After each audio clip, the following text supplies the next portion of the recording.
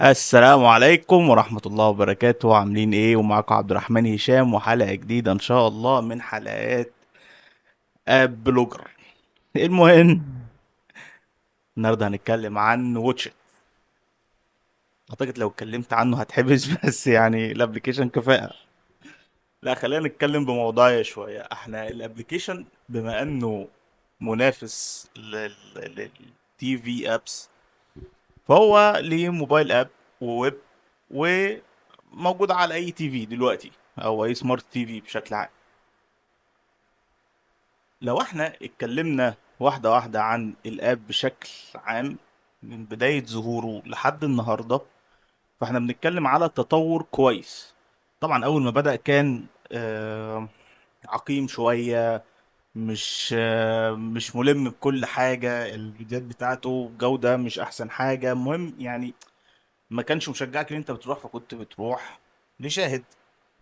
لكن بما ان الكونتنت بتاعته بدأت تبقى حاجة رمضان ومش عارف ايه الكلام ده كله، فانت خلاص بدأت ان انت تروح لواتشت. خصوصا ان هم عملوا ديل مع الشركات الاتصالات كلها، وبقى الاشتراك تقريبا فور فري، او بتدفع له حوالي 15 جنيه ولا 20 جنيه، حاجة يعني بسيطة، في مقابل ان انت بتتفرج لمدة شهر على اي حاجة انت محتاجها.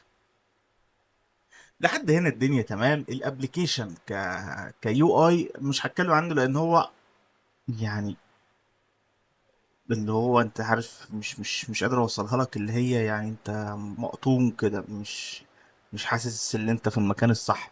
هما كانوا عايزين يقارنوا نفسهم بنتفليكس او يعملوا حاجه زي نتفليكس، بس الموضوع برضو مش موجود قوي. فاهمني؟ واصله لك؟ يعني انت كمستخدم واصل لك اللي انا عايز اقوله. لكن نروح لمشكلتين هما مش حلينها، معرفش ليه الصراحه. اولا، ان انت لو حاولت تصور الفيديوز من عن طريق الاب فبيتصور عادي. طب معنى كده ان انت بتسهل الموضوع ده. يا اخي اقفله شويه، صعبها شويه.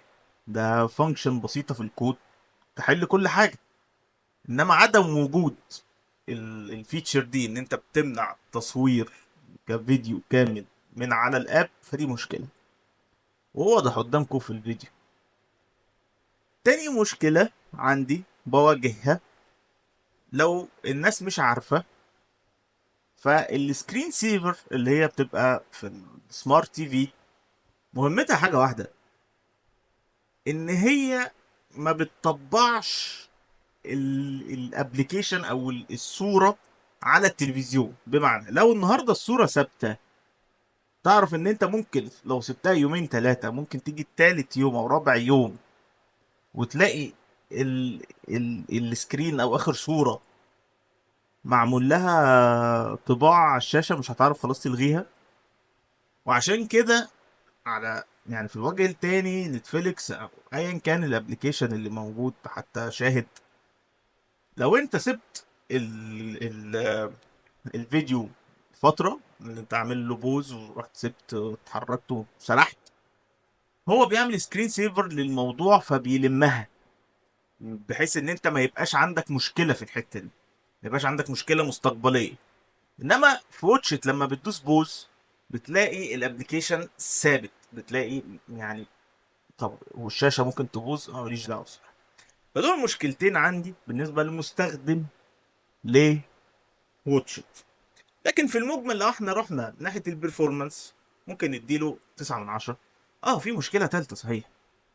الفيديو ذات نفسه لما بتيجي، يعني احنا زمان يعني دلوقتي كلنا الريشيو بتاعنا بقى واحد تقريبا، اللي هو 16 ل 8 تقريبا.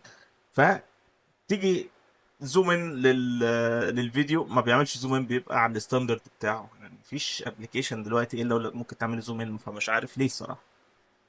فالثلاث مشاكل دول اعتقد لو اتحلوا ممكن ينقلوا نقله تانية، طبعا مع الديزاين. فلو حطينا الاربعه بوينت دول في مقارنه او تغاضينا عنه، فاحنا ممكن نلاقي مثلا ان الابلكيشن ممكن يريت 8.5 من 10.